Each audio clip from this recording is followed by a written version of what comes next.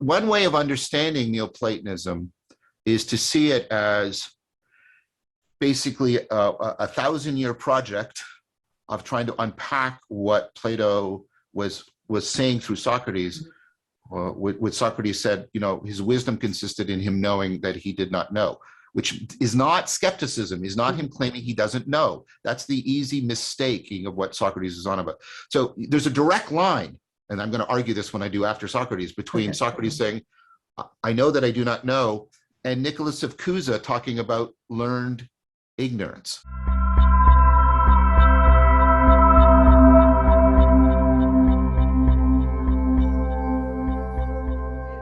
Hi, John. Vervaeke. I'm really happy to see you again. I'm really looking forward to this conversation, Sevilla. I've been wanting to talk to you for quite a while, so I'm very happy to be here. Yeah, and I've so enjoyed what you've been doing lately. And one of the things you've been doing lately is talking a lot about Neoplatonism, which I've become interested in as well, more than likely through you. So I think, and one thing that I saw you reading at some point, I don't remember which video that was, but it was fairly recently. It might have been with Paul Vanderklay. I think could be. You were reading this book, Carabine, Unknowable God, and so that really excited me because I was reading it at the same time. And, since you put the idea, in my unconscious and in my conscience. I'm very interested because of my interest in Persic's metaphysics and a metaphysical understanding of reality for some reason really, really appeals to me. It makes the most sense to me. So in the meaning crisis, you said we don't have a place for wisdom. And then you said something really interesting in the Four Horsemen video. You said that secular humanism is, of course, the reasonable goal of has the reasonable goal of well-being or equality. But then you said, and here's Australia, for all intents and purposes, is a secular humanist paradise, and yet suicide is outpacing COVID deaths. Yeah, that's what I've been told. And they appear to be they've become very authoritarian. So the idea of the good for everyone can be enforced by rationality just doesn't seem to be working. But this model says there's nothing beyond rationality, and Persic would call this a subject-object way of looking at things, where there's absolute objects and absolute subjects. And that way of seeing things, he calls it subject-object metaphysics, has yielded an unquenchable desire and capability for certainty, mostly over the biological threats. But at the same time, you get all that boredom because you've conquered the purpose that we were put on, in a lot of ways put on this planet to contend with, which is nature, let's just say. So nature is kind of removed from the picture, and here we are in this, intellectual level hell. And there's that. So Jonathan has said, then unless we all are united under a highest good, then our spiritual attention gets fragmented towards the lesser gods. And he jokingly mentioned the flying spaghetti monster, which is a trope from my generation. But we see that this divide now, it's causing this divide, which is like a holy war, and each side is unwilling to update their dogmatic worldview. That's one problem. Another problem is, again, the real big problem, the meta problem, is the meaning crisis. But, that believing in God per se, like through a Christian or another established lens, might not be an option for people. And Jonathan and Paul have both talked about the Christianity has a certain inadequacy these days, that maybe it's going downhill, that maybe it's coming to an end of a cycle, and there needs to be some kind of revivification. Yes. So you're saying that in that revivification, this is what I understand, you're seeing Neoplatonism, Plotinus, and later Neoplatonists as a possibility, in fact, a strong possibility of a place to look to revivify this lack of coherence on a spiritual level. And that perhaps even, is it fair to say that the religion that's not a religion might be really grounded in Neoplatonism? Properly understood as a source for revivification, not the revivification itself. Right? We can't go back to Neoplatonism any more than we go back to shamanism or things like that. and there are aspects of Platonism that are incommensurate with what is happening right now. Porphyry begins his biography of Plotinus by saying, Plotinus always behaved as someone who was ashamed of having a body. There are aspects of Neoplatonism that need to be, I don't know, reformed or even rejected in order to deal with the profound, I think, emergence of the understanding of our embodiment and how absolutely primordial, grounding, essential this is to all of our cognition and to all of our existential modes of being. So that the notion of perfection as static rest is also, I think, an inadequate aspect of Neoplatonism. And thirdly, Neoplatonism has to return, and it is doing this, by the way, the work of D.C. Schindler and others, and also just straight Platonists like Riemann and others. It has to return and do a proper response to nominalism. It has to be a post-nominalist Neoplatonism that can embrace a dynamic understanding of the sacred and an embodied way of being. And that's different enough from classical Neoplatonism. We might create the ugly neologism of calling it Neoplatonism, but I don't want to do that because that's just stupid. So can I ask you real quick before we proceed? Can you, for my viewers, give me the definition of nominalism? So nominalism is the idea that there's variations on it. So it's not quite a homogeneous group, but it's generally the idea that there are no universals, that categories don't really exist, that there are no real patterns, to use a Pajot way of talking. Although some nominalists think there might be causal patterns, but that's when you get, so, you know, and so all that really exists are raw individuals. It is to take to its extreme culmination the intuition that what really exists are things, which is not necessarily material things, but all that really exists are things. And this is the stark opposite to Platonism, which takes that, to use Plato's term, the forms, although we have to really go back and rethink what that means. The forms are not things, and the primary difficulty we face is we try to think of the forms, those patterns that ground inference and ground reality, if you're not a nominalist, as not as things, which is a very hard way. So it requires a metanoia, it requires a kind of conversion in your thinking. I would put it to you that Pirsig is talking about a non-thingy thing with quality, right? And so he borders on paradox. Because when you're trying to talk about something that is not a thing in language that is very thingy in nature and orientation, you get into particular struggles. And what happens is nominalism got sort of tired, maybe, and I'm trying to be charitable here, with sort of the mystery and the paradox, and like, look, there's just things, and so any patterns that exist are in the head, that sort of Occam, that come up. So things are only grouped by our naming of them. They form no real groups, no real patterns. In reality, an aspect of that comes into Kant, where we can never know the thing in itself, right? Because we're locked into the categories that the mind imposes on reality. Kant, of course, faces the terrific problem, which all nominalism faces, but if we can't directly know the patterns in the world, how do we directly know the patterns in the mind? And are the patterns in the mind themselves real? And of course, Kant was wrestling with this because Hume came to the conclusions that the patterns in the mind are also not real. There is no self and there is no memory, right? And you get absolute skepticism, right? So nominalism tends to collapse increasingly into sort of miraculous coincidence. It's just a coincidence that this and this and this, and that's what Hume gets you to. There is no causation. It's just an ongoing miraculous coincidence that A is followed by B, and that sort of thing. So that's nominalism and kind of its offshoots. Kant isn't properly called just a nominalist, and Hume isn't properly called just a nominalist, but I'm trying to show how that comes into two exemplary figures of modernity and of the Enlightenment. Well, it does seem to be the undercurrent of science is everything is random. No, you see, that's where I push back. Okay. I would say with Platonism and a lot of current Platonists like Bremen and Spencer and others, science actually depends on real patterns. Oh, And but science, the nominalism itself, which gives us the idea that everything's random, is that what you're saying? no, I mean, see, you have to be really careful. Oh, this is tough.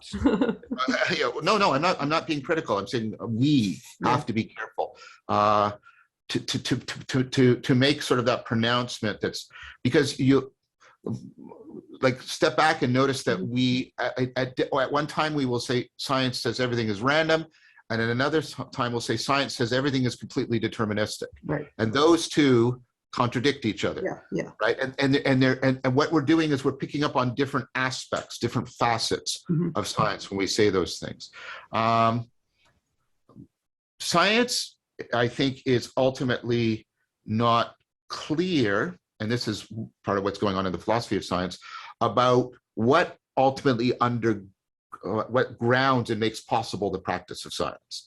I happen to agree with many people that it's Platonic, that there's real patterns in the world, that E equals MC squared is to say something true about reality that would be true about even if there was no human beings. Right. There are, of course, people, and I want to be clear that I don't represent like a consensus, but there are people within the philosophy of science that think, no, those patterns are just pragmatic. They're just useful ways for us to think.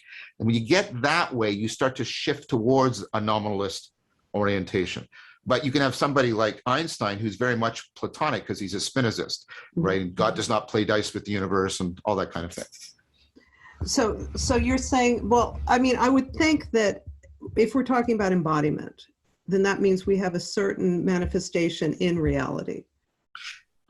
And that's it. That's exactly the thing. And that's the thing that, like, the genius of phenomenology in Merleau-Ponty, right? Merleau-Ponty is like, he is the philosopher of participatory knowing, if I wanted to put it that way. Merleau-Ponty's point is the body is our access to the world because of the nature it has. He has this, it's a horrible term, it's dehiscence, which is, what it means is this, and you can do it when you can touch yourself, but you don't even have to touch yourself. You can just do it in reflection. But if you touch yourself, it's easier. My body can touch and be touched. It's the only, that's the only, right? Nothing else. You can touch the table, but you're not being, right? But whenever I'm touching anything, I'm also being touched by it. And my body is touching and being touched. Yeah. My body is simultaneously folds into me and opens into the world. So my body is one among all the bodies, but it is also folds back to being uniquely me. And the body is actually the vehicle. The Neoplatonists had a wonderful term for this, the akama. It's the vehicle by which we participate in being. Yes, so the body, this is what I meant when I say, Merleau-Ponty's point about the world is only given to us insofar as we are in contact with it by being a body. We don't have a body. To say we have a body is a modal confusion, a Cartesian modal confusion. We are a body, and a body is simultaneously a touching and a being touched. And that's what contact is. Contact isn't fusion, and it isn't representation. It's touching while being touched. It's a contact and a separation at the same time. And that's the key. That notion of contact is at the core of the Platonic idea of how we know.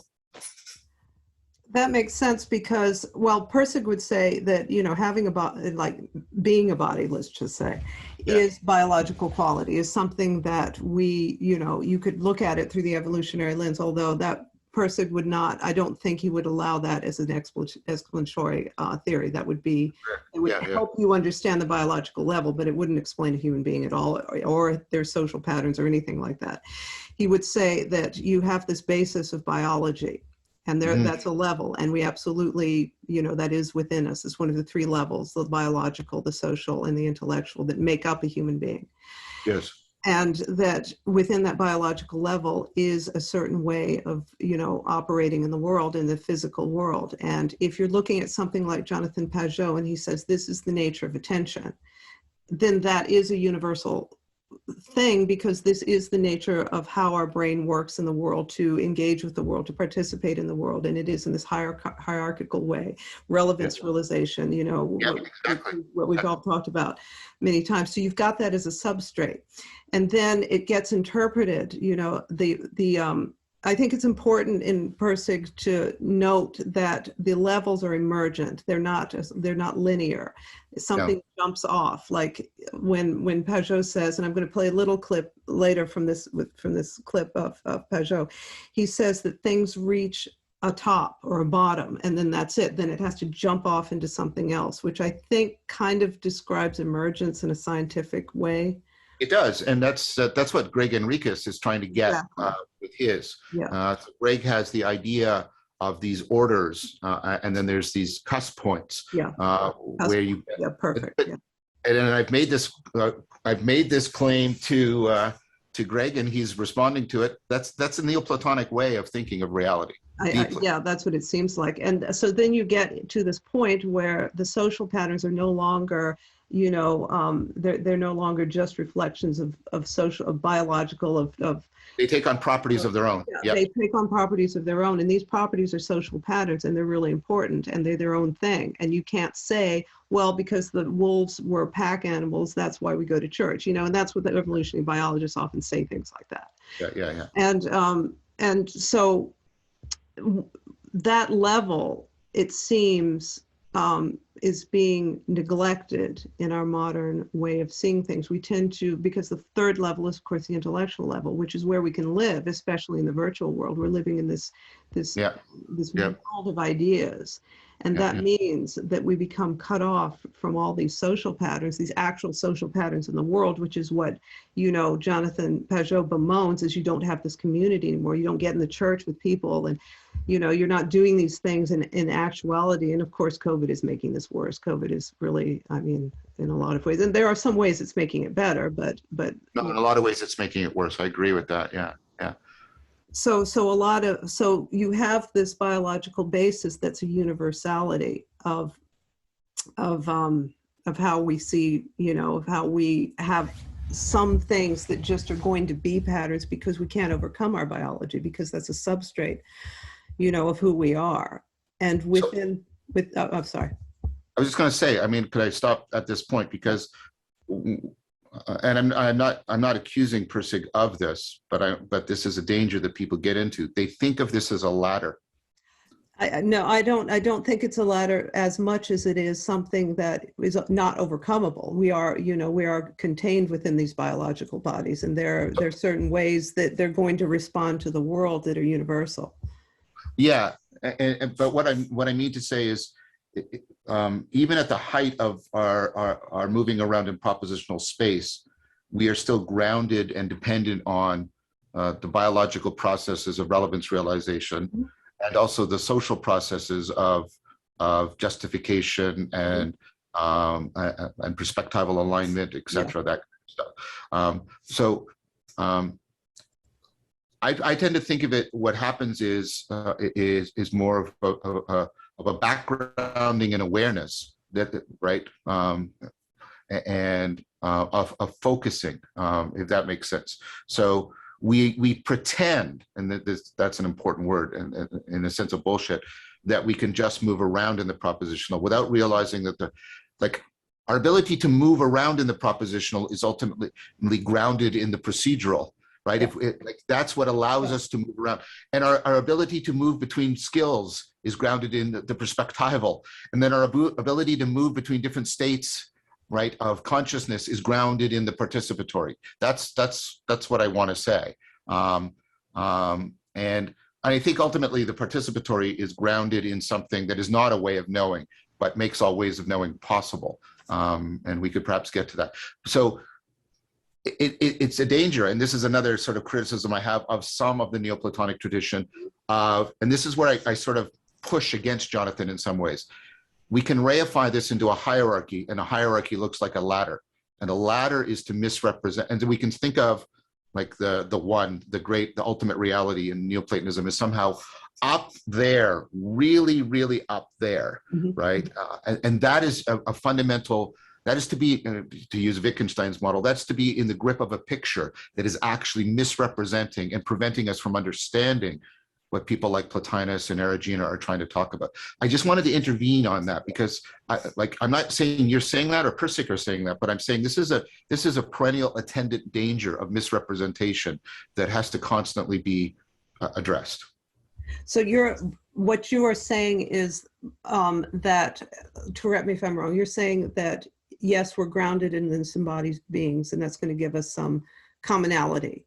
But the actual way that we interpret information isn't, the patterns themselves are not that delineated, that they are more of a process. That there's more of a continuum, bottom up and top down. Yeah. And to quote Nietzsche, at the height of your spirituality, you'll find the depths of your sexuality, and vice versa. And vice versa. There's no leaving behind. That's why I prefer the idea of acceptation. I don't leave behind that my tongue can taste and move food around when I exact it for speech. I haven't left that behind. That's right. Right? It's still there. And in fact, there's ways in which my speech is limited because I still need to use my tongue to speak and move food around, right?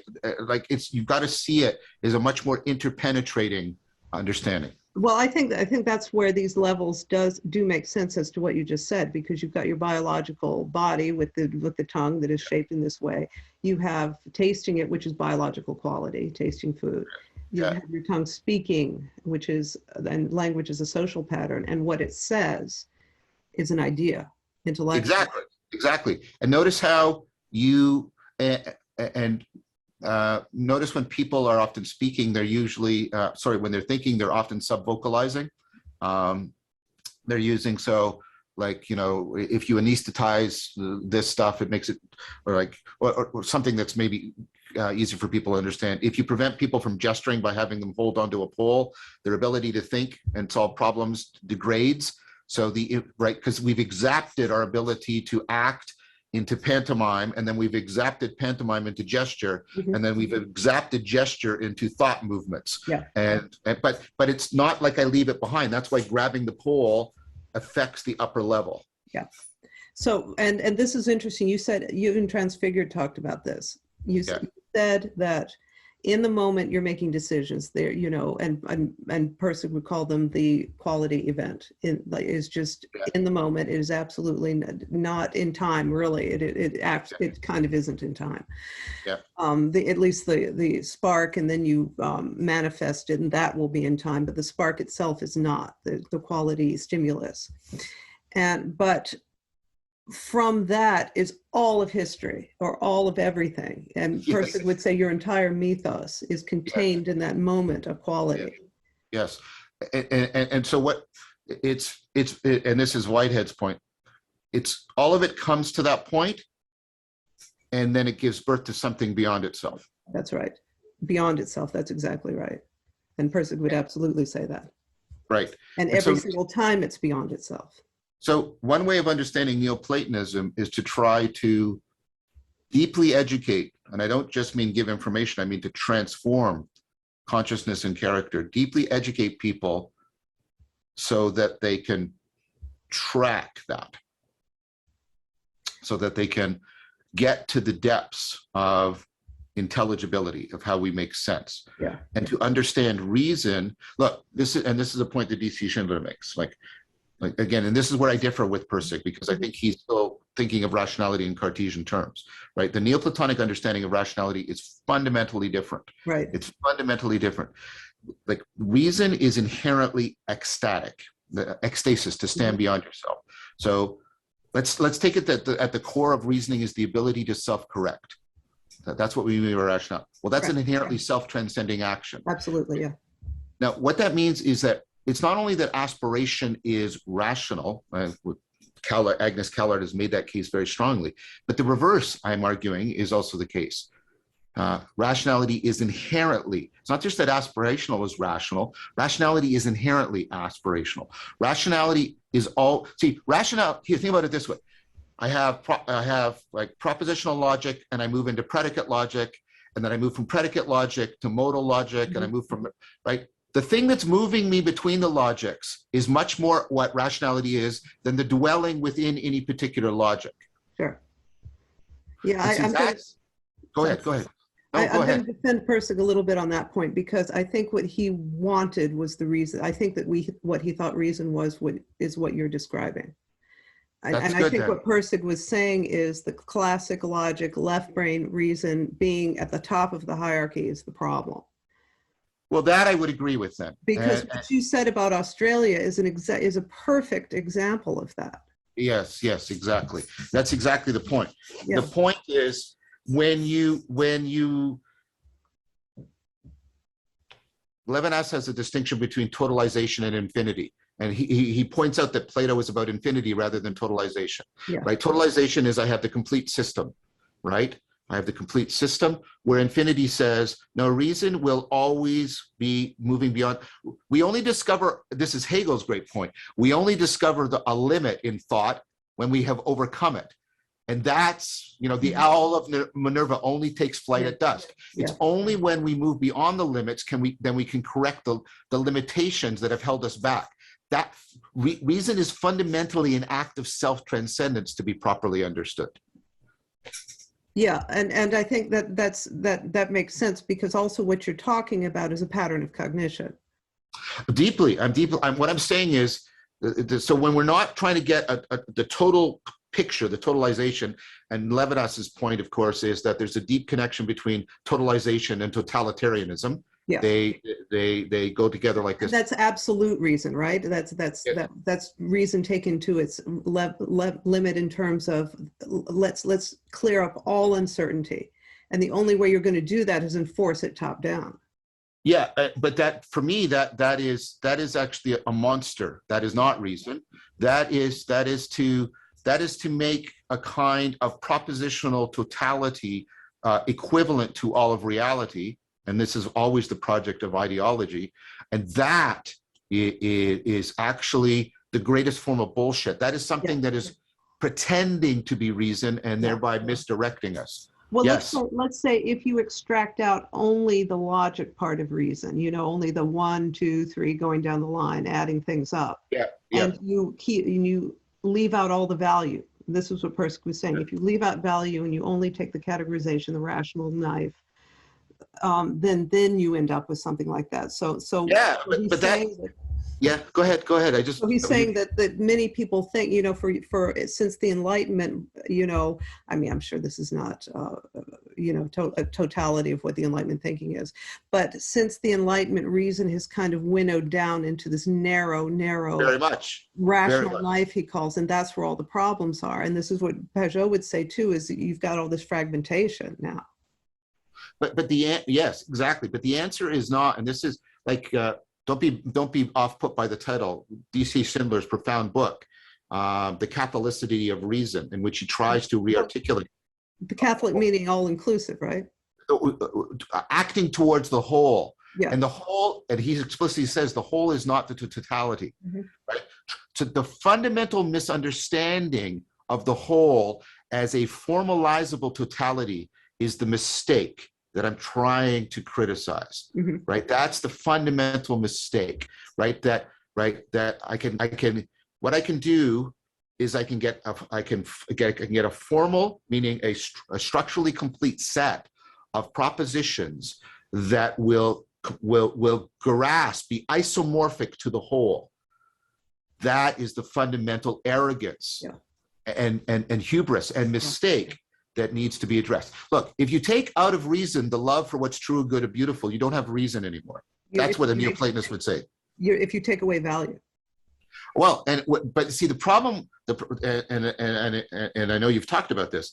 The problem, and we have to be careful when we say that to people who are listening, because value doesn't mean what it means within the Enlightenment framework. Value means my stated preference about something. Mm-hmm. That's not what value means. Value means that there's a this is what I understand in Persig, or how I see you using it. Value means a fundamental connectedness, right, that orients things in a profound way. It's so that my love of truth is not something that I prefer. It is what makes it possible for me to think. So value isn't, if we're going to use this word, it's not at the level of our preferences. It's at the primordial level of our grounding. It's right. If I don't have, right, if I'm not oriented towards the truth, if I'm not oriented towards the good, if I'm not oriented towards the beautiful, I am not a cognitive agent. So for me, we're just talking about sort of the transcendental aspects of relevance realization. If we don't have those, you're not a cognitive agent. Yeah. Every time you select your attention, you're loving the true, you're loving the good, you're loving the beautiful without fully unpacking it. Yeah. Well, I think he would say, I would say that kind of value or preference, that could be parasitic processing. If you are valuing, if you aren't oriented, because he has if you're coming at it not through this openness to quality, and this is this is where it gets very difficult to explain what he's talking about. It's kind of like the Zen not knowing, it's kind of like the not knowing of some of these Christian mystics. If you're not in that space, if you're coming in it through ego, if you're anxious, if you're bored, if there's all other sub processes going on, then you might not connect with the highest good, and that capability to see value, that value wing, is going to be diverted to something lesser. I agree. I mean, this is also from the Neoplatonic tradition. Although I think David Hume said it, which is a very odd thing to come out of Hume's mouth. We don't actually. They're not as streamlined as we'd like them to be. Yeah. Nothing is. He said, I think, and this comes out of the Neoplatonic tradition, we don't actually pursue evil directly. We prefer a lesser good to a greater good. That's how we fall into things, right? That makes a lot of sense. Yeah. So one way of understanding Neoplatonism is to see it as basically a 1,000-year project of trying to unpack what Plato was saying through Socrates. What Socrates said, his wisdom consisted in him knowing that he did not know, which is not skepticism, is not him claiming he doesn't know. That's the easy mistaking of what Socrates is on about. So there's a direct line, and I'm going to argue this when I do after Socrates, between Socrates saying, I know that I do not know, and Nicholas of Cusa talking about learned ignorance, or even better, learned ignorance, right? And you can see that in Erigene. It comes to a culmination in Nicholas of Cusa. And so for me, trying to get people to understand that we are always in the face of infinity, and we have to stop pretending that we have totality, is one of the clarion calls that I want to make. And I can make that well by making use of the Neoplatonic heritage. That's definitely something that has really interested me. Is there's something, you have these scientists. Let's just say they're in this scientific space where they feel like they're absolutely objective. They feel like, and this is what Peugeot said in that. There's a nice clip with all four of you talking about your conception of the meaning crisis in the Four Horsemen that Jonathan posted, and he said that, and he heard you say this, and he really lit up, and then he restated it in his own words, which is, how can you think you're standing outside of your experience and being objective? There's no possibility for pure objectivity. Yeah, there's this is Thomas Nagel made that point in a very great book, The View from Nowhere. The idea that we can have a view from nowhere is a fundamental mistake, but the typical reaction to that is a fundamental mistake too. The typical reaction is a kind of perspectivalism in which all we have is an indefinite number of perspectives, and they're all equally good. So you get a kind of complete relativism. That also is a mistake. To say that we're not, that view doesn't include the capacity to take the view within itself, right? That's what I meant about that, and this is Nagel's point, right? That the attempt to do that doesn't provide an ontology that actually grounds the practice, doesn't give a place for the existence of science itself. Yeah, exactly. Right? Right. So you're saying that basically, let me put it in really basic, terms. Please. One of my besetting sins is I don't put things in accessible enough terms. So please. Well, you're working on a vocabulary you're working on vocabulary to really try to pinpoint these concepts down, and that's so valuable. So, Well, thank you. we'd rather read the glossary, we think it's worth it reading the glossary. But what I think it must mean then is, why would you even want to do science at all if you didn't value the fruits of science? So there has to be a value, and I think this is probably the most basic way you could put it. There is some value in doing science. Let's say you could parse it out and say, well, because we finally discovered that if you can step away from matter or material, then you can actually manipulate it, and then you can live longer. So that's a value. And I would say that is the... Yeah, but you can't do science if that's your value, right? If you try to do science that way, you get corrupted by funding, right? So when scientists are at their best, but I'm going to reinforce your point.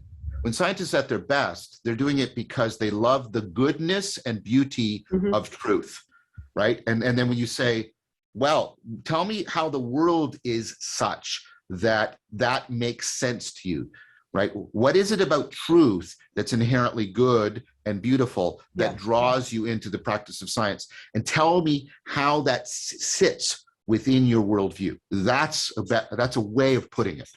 Right? Because if the scientist is drawn by anything other than that, the scientist will not engage in what is fundamental to science, which is the continual attempt to overcome self-deception. Science is a family of methods for overcoming self-deception in our attempt to understand the world. Science isn't its propositions. So you're talking about, would you say then that the original science in the Western tradition, which is ancient Greek, is that what they would say? That's what scientia meant, right? And you can see it. You can see somebody in the middle of the Enlightenment, somebody that people must read more. Spinoza trying to recover that sense of science and integrate it with the emerging sense of experimental mathematical science that was happening in the Enlightenment. And Spinoza is trying to say, we don't have to set these against each other. We can actually deeply interweave them. Read Carlyle's book, Spinoza's Religion. And that, if I could recommend one book on Spinoza, it's a recent book and it's brilliant. It's brilliant. And that's what you can see Spinoza saying. He's saying, that ancient scientia and modern experimental mathematical science don't have to go their separate ways. They can actually be deeply, deeply interwoven together. And that is the culmination, by the way, an attempt to bring the Neoplatonic tradition, probably via, Maimonides and via Kabbalah and other things. It's hard to tell with Spinoza, but it's coming into Spinoza in that fashion. And not to be pretentious, but that's what I see my project as being. Trying to do exactly that, get the older scientia and the modern, in the archetypal sense of modern, mathematical experimental science interwoven together again. So that would mean, and that's, I think that's a great project. More than great. I think that is a necessary project if we're going to, if we're going to allow science to do what it's supposed to do instead of going off in the directions that we see it going off in. Like you said, funding, or like you said, corruption, or like you said, very much. Politicization is what we're seeing now. Yes. It's so appalling. And so if you're doing that, that is, again, a reorientation of science in the same way that maybe Neoplatonism can reorient us, this Neoplatonist tradition can reorient all manner of human endeavor, being at the substrate of it. So, to go off of that, I was thinking that let's just say you've got this Neoplatonic God. Okay. And that God, let's say that.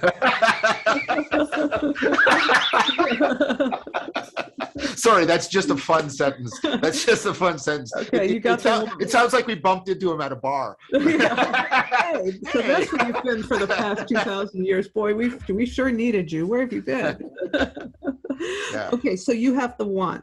And the thing about the difference, I think, from with the one, and with our modern thinking oriented around a more, let's just say, dogmatic understanding of Christianity, or even other formal religions, which have this implication in it somehow, and that there is something to be found, maybe not even, well, let's just say in science, perhaps coming from more formal religions. Ultimately, there's a materialism that doesn't exist in Neoplatonism, in the sense that this God is ineffable. It is a principle. It is not something that has any manifestation whatsoever. It's just something we can only infer from its attributes, which means that there is, I mean, this is just my understanding, which means that for a scientifically oriented person, a person who believes that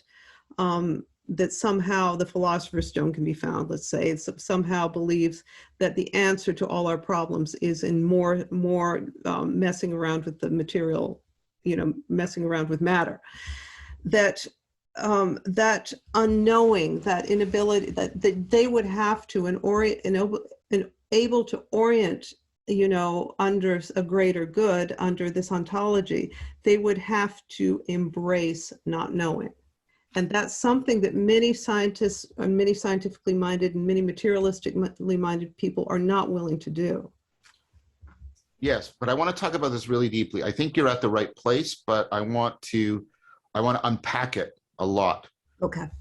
Because describing it as not knowing is there's an ignorance of privation, and then there is a learned ignorance that is superlative. Mm-hmm. And Plotinus, in fact, makes a distinction between a not knowing that is a falling away from being a privation, a lack. Yeah. Right? And a not knowing that is a superabundance. And so I prefer to actually use the two different terms. Not knowing is just ignorance. Mm-hmm. Learned ignorance is what is that encounter of the superabundance of being. So can I read something from Carabine that I think describes what you're talking totally. about? Okay, this is on page 139.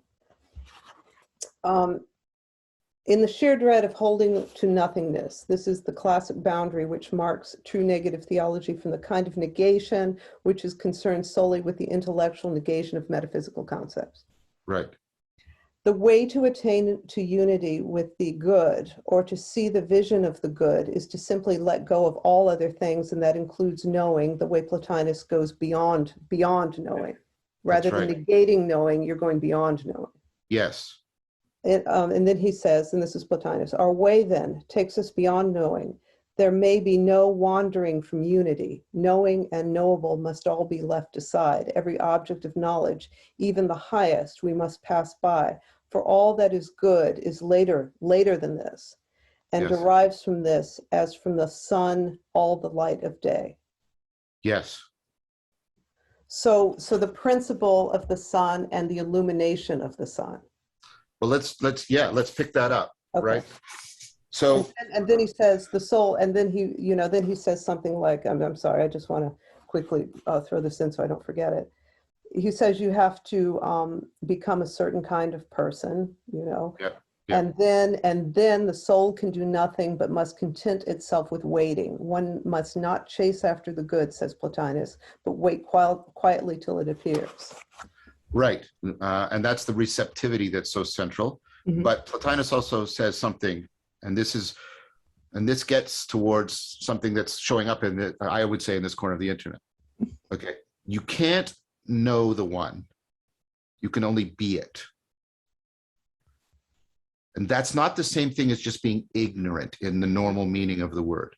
So, right, what's at the core of the Platonic notion of knowing? It's ultimately participatory knowing.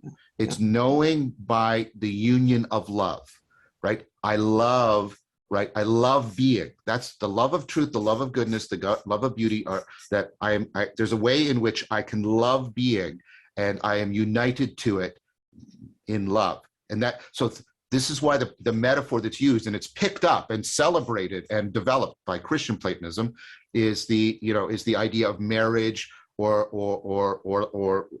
a profound kind of love between individuals. So when you think about when you really love someone deeply, there's the receptivity you were pointing to a minute ago. I allow them to indwell me. But they also, this is the reciprocal opening. I find in them a welcoming receptivity that allows me to participate, right, in them, to indwell them. And then that unfolds, that opens up, that has a life of its own, that is not bound to just my egocentric concerns. Is that okay? Did that work? Yeah. So, but that's our relationship. Plotinus's point is that's our, and what happens is there's a kind of unity within me, a unity within but it's not a totality. It's not a closed unity. That's the thing. It's an infinite unity, which sounds like a contradiction. There's an ongoing unification of me, or complexification as I like to put it, and of the other person, and of us together. Does that? And in that, I'm disclosing the one. Yeah, it makes total sense. Because it's a conjugate, there's a conjugate nature in this. Like this is, there is, it's like a process, and this is very much like a person. It's a process that even though you can see the two parts, can't be separated. That's right. And then what Plotinus said, though, is he said, as long as you are still in the realm of knowing and the known, you're still not the one, because the one is what ultimately makes the unity between the known and the knower and the known possible. And so you can't know it, you can't think it, you can only be it. But that's not the same thing as me not knowing how much tin is being produced in South Africa. It's not the same kind of phenomena at all. Yeah. We're talking about the fact that, and so it's that we get to, this is not a kind of knowing. This is a way of dwelling, to use Heidegger's term. This is a paradoxical play, where I can say to my beloved, I won't use her name, but right, I simultaneously know her better than anyone else, and I simultaneously don't know her better than anyone else. Both of those are better. Do you see what I'm trying to get at? Yeah. And that's the place, right, where we realize, not think, we realize the one. And that means to try and talk about it as any kind of thing that we can get some kind of coherent totality around it, is to fundamentally misrepresent it. But that is not to say that it is only reached in thought. When I love her, I don't love her just in thought. I love her with all of my being, right? The unification of me reaches to the molecules of my body, if I can put it that way, right? And so it's not an abstraction. This keeps hitting me like this. I was reading in a letter by Spinoza, and he says it. And this is how you can tell when you're in the presence of a brilliant mind, because they'll say things like, "Oh yeah," and you go, "What?" Right? And he said, right? He said, God does not have abstract thoughts. Everything is the most intimate it can be. We have to remember that we move up in abstraction, but that has to dissolve back into the most profound kind of intimacy. And that is the state at which we dwell the one. We cannot know it. I think when a lot of people are trying to talk about a fifth P, right? Well, the prophetic or the parabolic or the poetic, right? All those, right? And what they're trying to do, and I think they're making a category mistake. They're trying to put something else in the set of knowings. What they're actually, I think, trying to get at is that within each kind of knowing, there is this self-transcending unification. There is this self-transcending dynamical coupling to things. You know this with Persic, right? Within each, so I can transcend the propositional and the procedural, and the procedural and the perspectival, and the perspectival and the participatory. But the participatory, right, which is this act of knowing by loving doesn't ground in a deeper kind or other kind of knowing. It grounds in that horizon between knowing and not knowing, in which self-transcendence occurs. It's paradoxical not knowing, right? That's why I call it paradoxical dwelling. And in that sense, and this is a paradoxical way of putting it, it's both a fifth P and not a fifth P, right? And trying to get it inside the box is, I think, a fundamental mistake.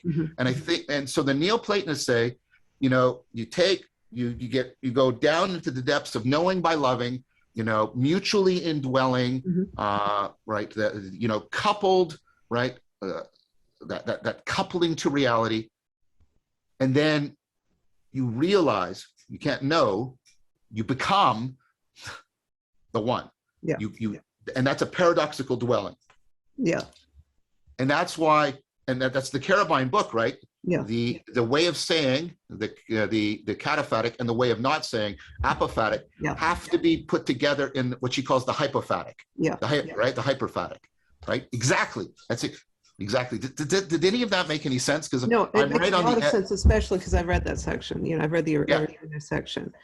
I'm just going to make a relationship with Persig real quick, and then maybe we want to go into that section a little bit. Sure. So I think that the reason that I like so much that what you're saying, what you're saying about Neoplatonism, what Jonathan is saying about these, you know, ever revivifying patterns, always, you know, which is I think very similar. If you're looking, Can I say one thing? The place that is no place in which the patterns revivify themselves, that's the one. Yes. It is outside of time. It's outside of space. It's outside of all. But it's also inside of time and inside of space, right? It is that which holds transcendence and immanence, time and eternity and time together.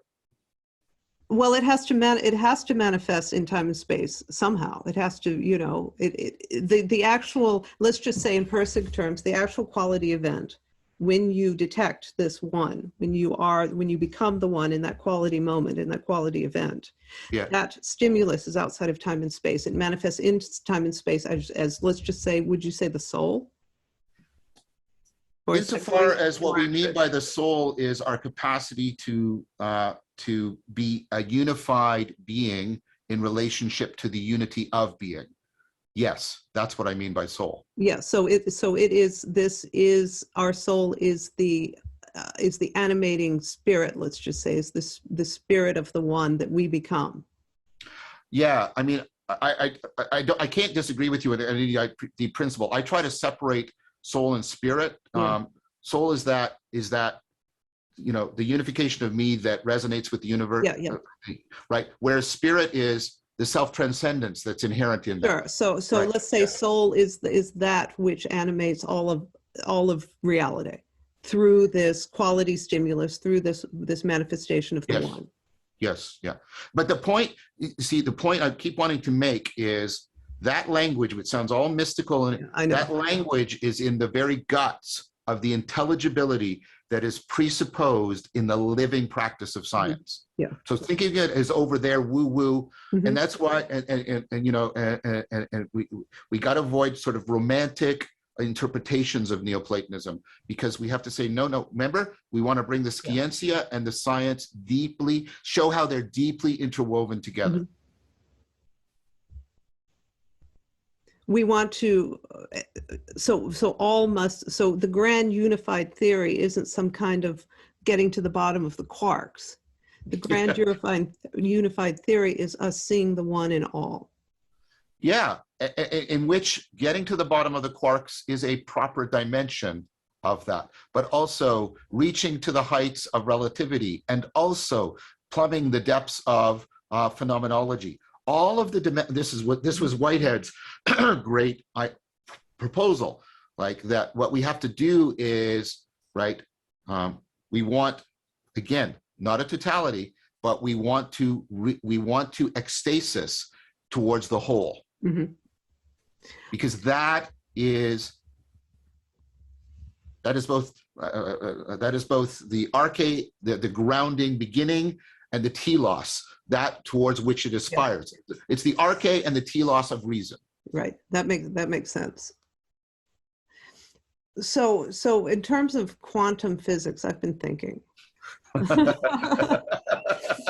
That's almost as good as, so you've got the So there, Neoplatonism. we walk in the bar. So it seems to me that there's, now you said this in this, you might have said this, you said this in Transfigured. I also saw that, I just saw that great conversation you had with Paul Anthier, with Yeah, and Paul John and the two Pauls. I John said and it's the two Pauls. the most Christian situation you could possibly get, right? That's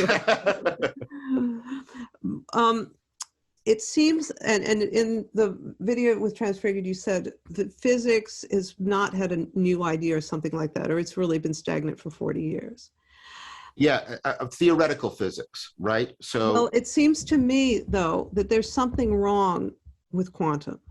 And this is just me, so I'm just going to throw it out. Well, a lot of people would agree with you, from David Bohm on, right? That there's something wrong. Many people have come to the conclusion that the Copenhagen interpretation, which is that there is no ontological interpretation, there's only an epistemological interpretation, that conclusion ultimately can't work, because your epistemology has to ground out in an ontology. There are, of course, multiple proposals. Sense, yes, and I think that's fundamentally right. Because the smallest thing we've ever seen is a proton. Yes. And that is the limit of our intelligibility of matter. And yet it seems like quantum is trying to make an argument that there are smaller and smaller particles. And I would say that if you're trying to address science in terms of this, in terms of, you know, within Neoplatonism, it seems to me, and within Pajot's modality, there is a limit to what you can know. So maybe that's the limit of what we can know of matter, and what is underneath that isn't, you know, we're trying to make matter out of something that isn't matter, but that is so difficult for us to wrap our minds around, because we feel like everything has to be a particle. And I think there's a big problem in that. Yeah, there is. And this is where the scientia and the science can come together, right? So what we're, and both going up and going down, we reach the limits of thinking of reality in a thingly fashion. Exactly. And what happens is we are trying to pass outside of the modern, and I mean the Enlightenment and then its progression, notion of matter as a thing or a substance, as a thing, as the stuff of things, into the ancient notion of matter, which is the real possibility that is shaped by form. Right? That's the ancient view. And what happens when you drop to the quantum is this is why you start talking about probability relations and probability wave collapsing and all of this, which is completely metaphysical in the proper sense of the word, because it's passing beyond. If we understand, and I'm saying maybe we don't, if we understand physics as bound into stuff thing mentality, then we drop below it in the quantum. We also reach above it in the relativistic, the curvature of space and time. What the heck does that mean? And we try to think of it as stuff thing, and Einstein keeps telling us you can't. Here's what well, not just me, but other people are saying, especially the current attempts, the Neoplatonic attempts to understand, the Neoplatonic Whiteheadian attempts to understand the relationship between quantum mechanics and relativity. The reason why we can't reconcile them is that they are beyond thingly ways of thinking, and yet we're trying to reconcile them within thingly ways of thinking, right? And like, think about what it takes. What does your ontology have to be if you think that there are mathematical realities at the bottom that are somehow, you know, outside of location and all of the properties of a thing? They're not local, they're all this, and it, like, the weirdness of it. And of course, the big mistake people make is they think that quantum weirdness can be used to explain all the weirdnesses that they want. Exactly. Right? It's like cultural relativism in a way. It's misused. Yeah, it's exactly the wrong response. So, you know, quantum mechanics is weird and consciousness is weird. So, right.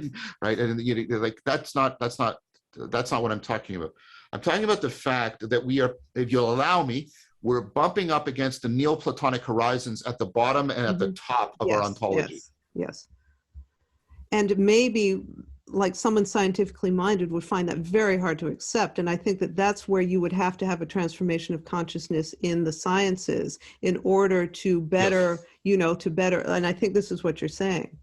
Yes, and John Spencer in his book, The Eternal Law, when he talks about what was happening at the beginning of the 20th century, he talks about how all of these figures are deeply influenced by sort of this family of Neoplatonism, Spinozism, and Vedanta that are all doing the same kind of non-duality and bringing up, emergence and emanation, and they're all philosophically, educated, and often I still that Oppenheimer quotes the Bhagavad Gita when they set the atomic bomb off. Right? It's like these people are living it. Like it's deeply within them. Right? And they're closer to it than we are, because if you're going to say metaphysically that the one is beyond us, that is the one is not conceptualizable, let's say.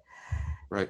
Then they are close, but there is the attribute of the one, which is manifestation, and you could say that is the original division of heaven and earth. To have manifestation, you have to have some kind of interaction.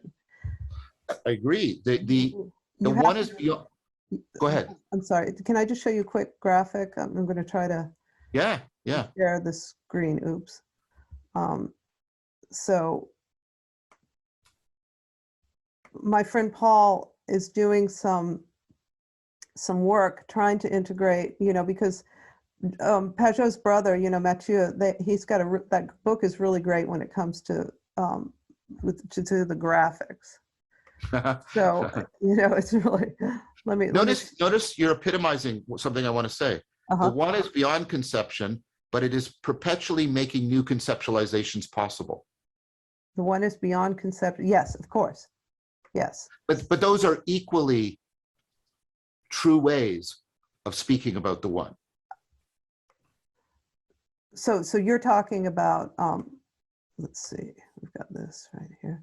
So and notice I'm saying something both about our minds and reality. There's something about our minds and reality such that there's always new conceptualization that is true, is always possible for us. It's always possible for reality too. Wait, say that one more time.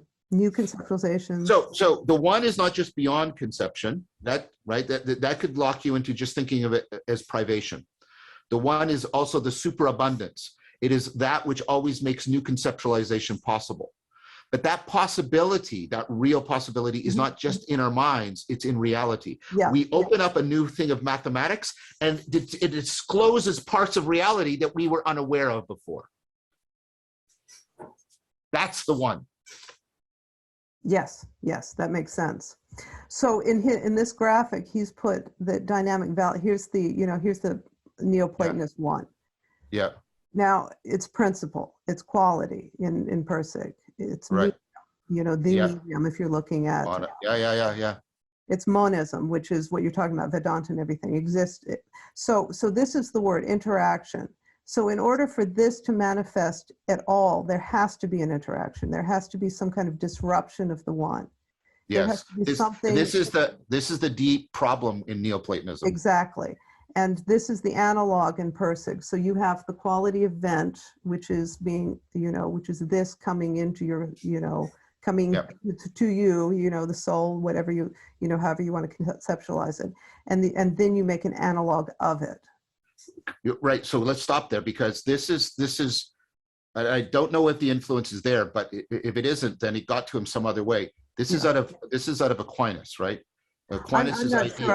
I think he was putting together. I think a lot of this is Paul's intuition from looking at Neoplatonism and looking at Jonathan Pageau and through the lens of Persig, because my friend is an expert in Persig.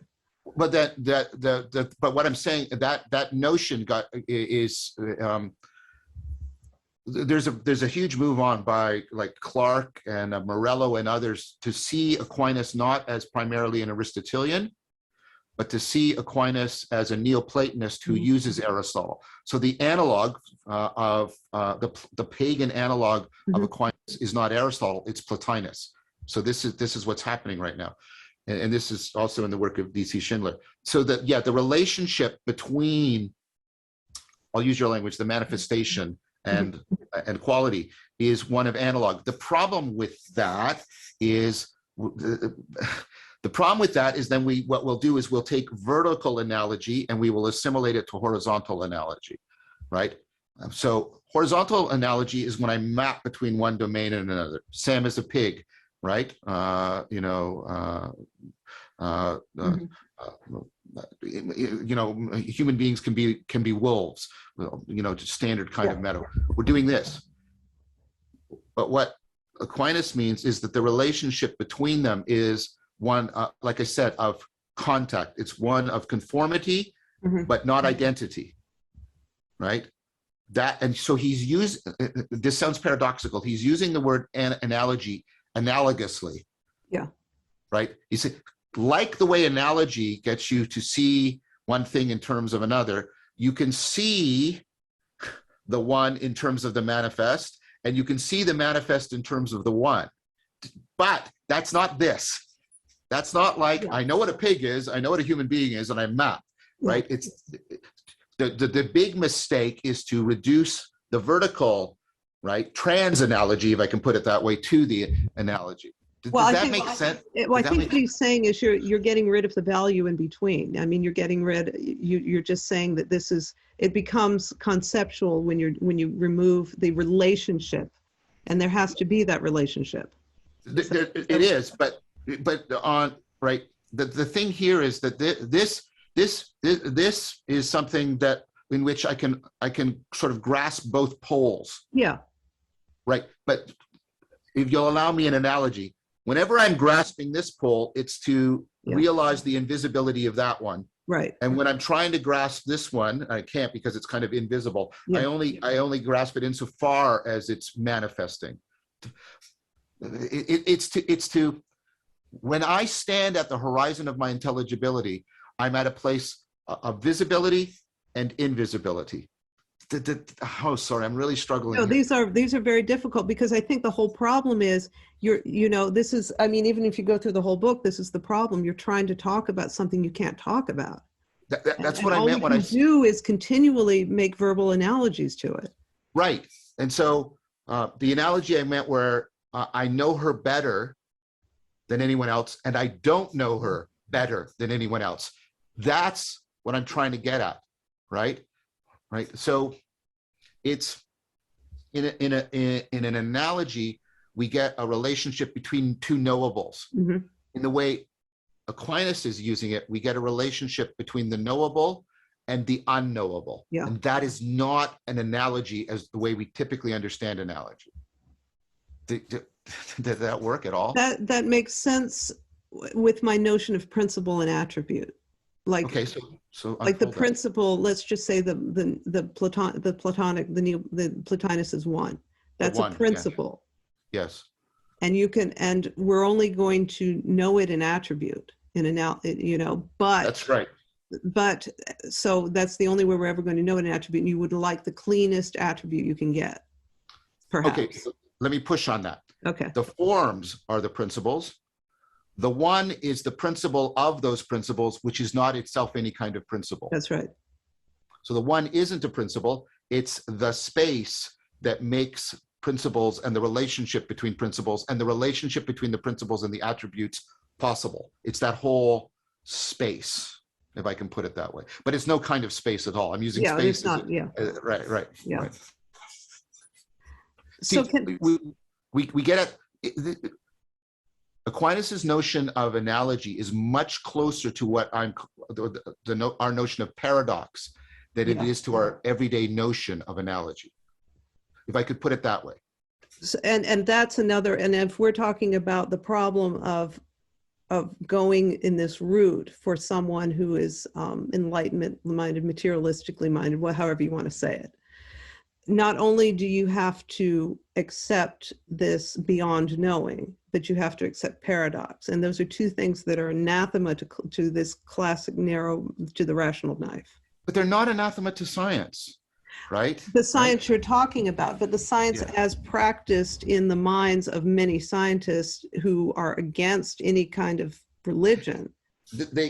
Yes, although yeah, but that I want to be careful. I want to compare the best scientists to the best to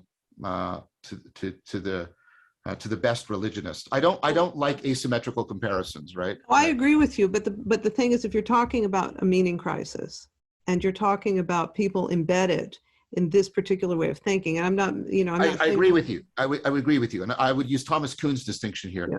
I think what he would what's normal science right now is very much what you're talking about. Yeah.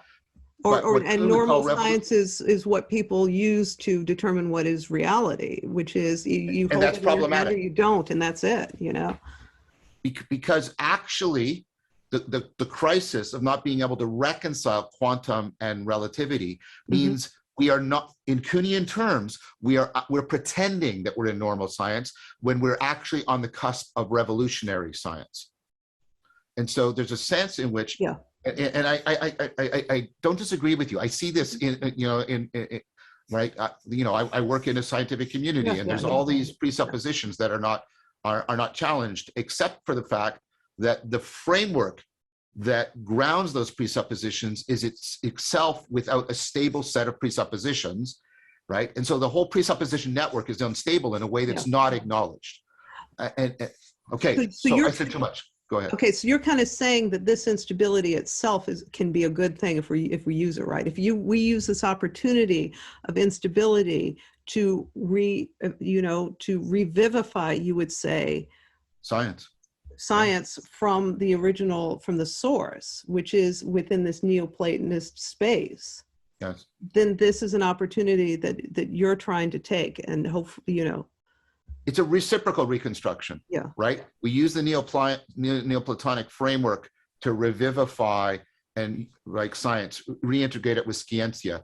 Yeah. But we also use the cutting edge of the science. So biology, I think, is doing revolutionary science right now, in contrast to physics, right? And we use that to revivify and restructure. It's reciprocal reconstruction between Neoplatonism and revolutionary science. So if I wanted to put it in a nutshell, that's what I would say.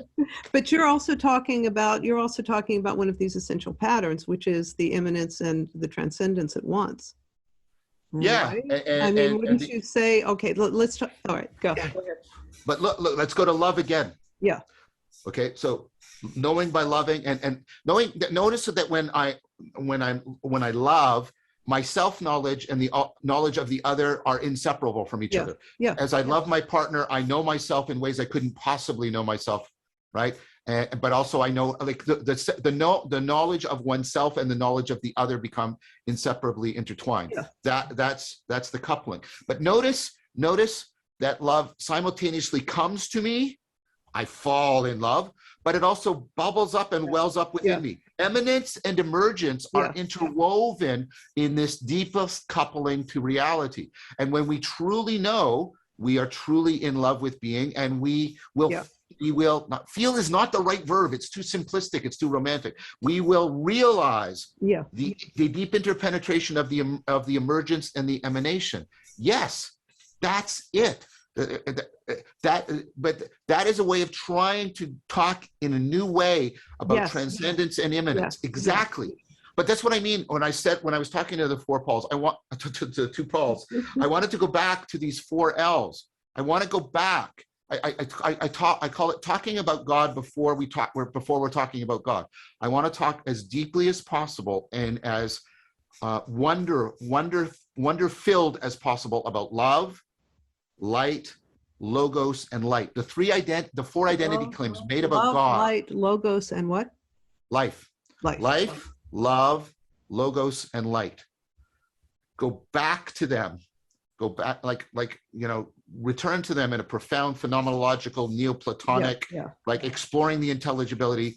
Go back and use them as the vertical analogies, not horizontal analogies, to talk, right? To try and talk again, talk towards God, if I could put it that way, because that's what Dialogos is. Dialogos is all of this that we've been talking about. It's that practice. Yeah. Okay, so why don't we talk about God? So let me play this real quick clip because it's just this is Jonathan Pajot. It's about 2 minutes. Is that okay? I'll listen to Jonathan at any time. I'll listen to all of you anytime. But Jonathan, I keep saying it, Jonathan represents an attempt to rebirth Christian Neoplatonism in a way that is radical, beyond many people's, I think, appreciation. Well, that's why I want to play this, because I mean, this is where he says it. It's just really cool. So let's just get it out there and then talk about God. Okay. Well, one thing that I think that has confused me over the years that I would love to ask you about is God. Would God kind of be like an abstract set of values, or would God be a person? So it's okay. So the way that Christians understand it is that God is a communion of persons. Right. Okay. Right? Right. So that's what the idea of the Trinity is, right? And so the best way to understand is that God is the infinite source of everything, right? That's the first thing to understand, is that's what God is. And the second thing to understand is that anything you say about God is always wrong. Like everything you say about God is always a compromise. Okay. And this is something that's just completely orthodox. Like it's not some new age stuff. This is really what the church fathers taught, is that God's being, or God's essence, or God's beyond being, is not actually a being, is beyond being, is something that you can't talk about. Okay. But nonetheless is the source of everything, right? The infinite source of everything, which is beyond everything. And it manifests, it reveals itself to us as a communion of persons, as this communion of love between beings. And they're not beings like I always say, like, if you think that when I say use the word being, it's like the same thing as your car or as an apple, then stop. Then God doesn't exist. Then I'm totally fine in saying God doesn't exist. If for you existing just means the things you can see and touch and quantify, right?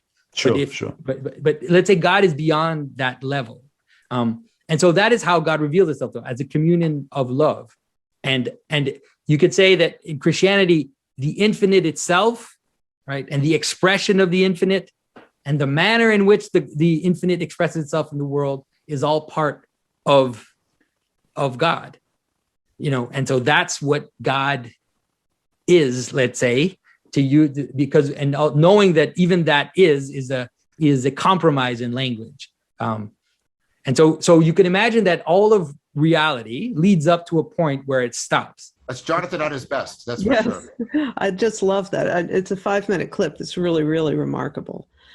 But I think it resonates with everything we've been saying. Yeah, to me, that sounds like the Neoplatonic one. It is. And so Jonathan is, I'll come back and qualify that in a second. Jonathan is Eastern Orthodox. Eastern Orthodoxy is Neoplatonic Christianity through and through. Yeah. Jonathan isn't just a Neoplatonist, because you know how you like Thomas Merton talked about how you could be not only a Zen Buddhist, you could be a Zen Catholic, right? Yes. So you can be a Neoplatonic Christian and you can be a Neoplatonic Muslim, and that's what I believe Sufism is. Yeah. You could be a Neoplatonic Buddhist, and then that's maybe kind of what I'm trying to do in some fashion. But I think you can properly and deeply be a Neoplatonic Christian, in which the dialogos between Neoplatonism and the other, Christianity, for example, exemplifies the heart of both. It somehow brings out, it actualizes the potential in Neoplatonism that pure Greek Neoplatonism couldn't achieve on its own. Just like when you and I are in dialogue, in dialogos, we both get to a place we couldn't get to on. So Christianity and Neoplatonism entered into dialogos with each other, and they both got to a place they couldn't get to on their own. And Jonathan, I think fairly, sees his version of Christianity as the legacy of exactly that dialogos. But the Sufis would have say, yes, but we did the same thing with Islam, because they talk about Plotinus and Neoplaton, right? And we got to a place we couldn't get to, right? And that's what Sufism is. And I think I just bought a book trying to, what's it called? it's by a guy by the name of Plant, and he's basically comparing Dionysian Neoplatonism with Shin Buddhism. They're trying to do this. People are now, and the Kyoto School did it to some degree, trying to get Neoplatonism and Buddhism to do the dialogos together. I think that we should be doing that as much as we can, but we should put in a fourth: Neoplatonism and science dialogosing together, and then we should get all the dialogoses to dialogos together. Sorry, I think that's right, but that's what we're saying. You know, Neoplatonism, a framework of Neoplatonism, same way as saying, don't look at like Persic saying, no, not subject object metaphysics. Put on a new pair of lenses through the metaphysics of quality. Yeah. We're saying put on a new pair of lenses for everything through Neoplatonism. But also allow the other, of course, to restructure Neoplatonism, to reshape my glasses. Right? Yeah. Right. It's got to be a communing kind. It's got to be an updating. You can't have, you can't go back, and you can't have static, and you can't have it be too. The sins for Persig are too static and too dynamic. So I strongly reject nostalgic Neoplatonism. I get it, and it doesn't make any sense anyway. It's not going to work. We know that because it's totally out of context. People think differently. Our entire consciousness is different. It's just never going to work. You can only update. Yes, and so this is also. But this goes to the heart of Neoplatonism itself, right? Which is contra the Cartesian claim, is there are truths that I will only realize when I myself undergo profound transformation, not just at the level of my propositions, not just at the level of my procedures, but at the level of my perspectives and of my participation. So a complete integrated transformation will only give me access to these cutting edge truths.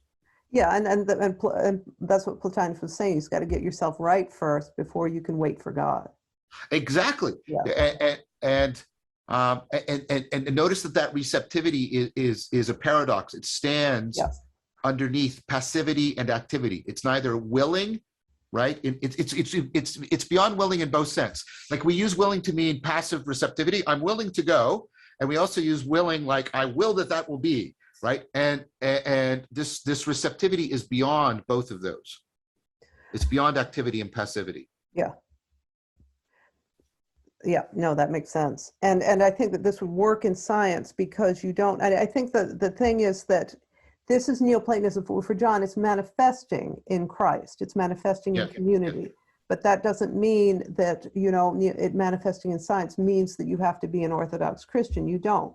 You don't have to be a Jew who doesn't follow Christ. The Christ manifests in orthodoxy in this way. It's in a social way. Let's say it's manifesting in science, maybe more in it's not going to manifest in the same way, but it's going to run. Just like evolution doesn't create the same beings everywhere, right? So evolution manifests all over the place, but that doesn't mean it makes the same thing. Yeah. But it is the same process everywhere. That's one of my strongest analogies. And that's, of course, how 100%. Relevance realization works. 100%. Right? It's how quality works. Now, notice evolution does not license relativism, right? It says, no, there's a universal intelligibility. There's a universal process that makes this plurality understandable and possible, right? So it's between relativism and absolutism.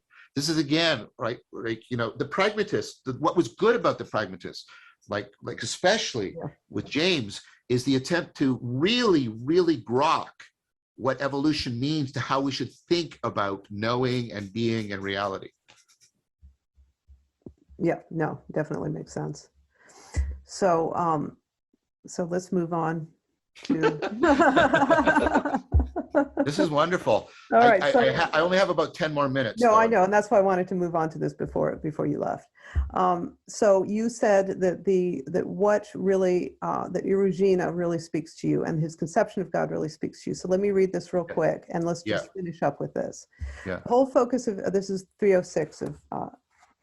The whole focus of Regina's. I should just mention that she actually wrote a book on Regina. Yeah, and that's how I got to that book. Yeah, no, it's her thing, and you can see her on YouTube. She's wonderful. You can tell she's, she's got soul, let's just say. Yeah. The whole focus of Erogena's thought can be stated in terms of the Dionysian problematic, I think this is what you were just saying, of how the divine essence, incomprehensible in itself, can be comprehended, spoken of in its manifestation in creation, how God is understood to be both transcendent and immanent, similar and different, hidden and revealed. And then he says, nothing is more hidden than it. Nothing is more hidden than it, nothing more present, difficult as to where it is, more difficult as to where it is not. An ineffable light, ever present to the intellectual eyes of all, and known to no intellect as to what it is, diffused through all things to infinity. It is made both of things in all things and nothing in nothing. Very paradoxical, but very profound. Yes, exactly. And to get to the place where the paradox does not strike you as nonsense, but as supersense, that's the Neoplatonic practice. That is the way of life. You have to have a way of life that turns the paradox from nonsense into supersense. Right, into total intelligibility to complete intelligibility. Would you say that? Yes, or from total intelligibility to infinite intelligibility. Yeah, perhaps. or to at least make it intelligible at all, you could say. For this to overcome this paradox, the paradox itself has to be intelligible. Not through resolution of the paradox, but through acceptance of paradox itself. It's to grasp the paradox at the and Galen Strawson made this very clear. Rationality, I'm arguing, is inherently self-transcending. You only realize the limit by transcending it, right? And that's properly aspirational. That is also deeply paradoxical. Look, like self-creation. Well, if the self just makes it, then it's not, right? It's not creation, it's just development. Yes. And if something radically new is introduced, then it's creation, but it's not the self, because now the self has been made other than itself. Yet somehow we do that. You've done that. You are somehow identical to the girl you were when you were 10 years old, right? There is that aspirational identity at the core of rationality itself. Rationality, and I don't mean this in a new agey romantic thing. Rationality is inherently paradoxical in the aspirational sense, because at the core of rationality is self-transcendence, and that self-transcendence reveals something fundamental about reality. Yeah. And those things those fundamental things revealed about reality in themselves are infinite. There's no end to this. The self-transcendence is built into them, right? The self, right? This is, the creation is God's giving of this is Erigena, God's giving of himself, in that he gives to things, right? This weird, that they have they have, right? They have their own existence, but they are still from his existence, but they have their own. It's the way you give yourself to another person in the most profoundest act of love. When I'm truly loving her, I am giving of myself in a way that affords her autonomy, which sounds like a paradox. Yeah. But if you try to do anything else in love, you will crush it as you try to grasp onto it, right? And this is that love and reason are indiscernible from each other. That kind of love and reason, that's the central claim of Neoplatonism. And I would say that if you pay attention to the practice and existence of science, that's exactly what you find at the heart of science. Wow. When it's being done well, when it's not corrupted. Yeah. So Neoplatonism can help us overcome the corruption in all manners. It can help us to overcome the corruption, and it can help us to find a connection between my loving of my kids and the loving of my partners and the loving of being that is at the core of science. That makes sense. Without becoming a romantic, and love is a feeling. Love is not a feeling. Love is not an emotion. Love is. Love is a way of being. Love is a way of being. And in that way of being, would you say then that love is evidence that the one exists? If yeah.